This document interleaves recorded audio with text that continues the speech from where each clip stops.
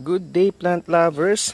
Yan, for today's video po, ipapakita ko po yung isa sa aking hybrid na Cryptanthus. Yan, tayo na po mismo ang nag-breed po nito.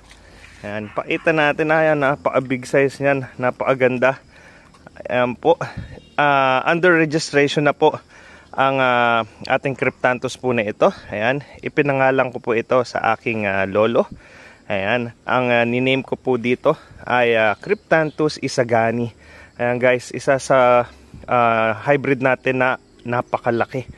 Ayan o, napakaganda po ng Cryptanthus po na ito. And sa ngayon po, meron lang siyang 4 na anak. Ayan, total of 5 pieces pa lang po ang meron tayo nito.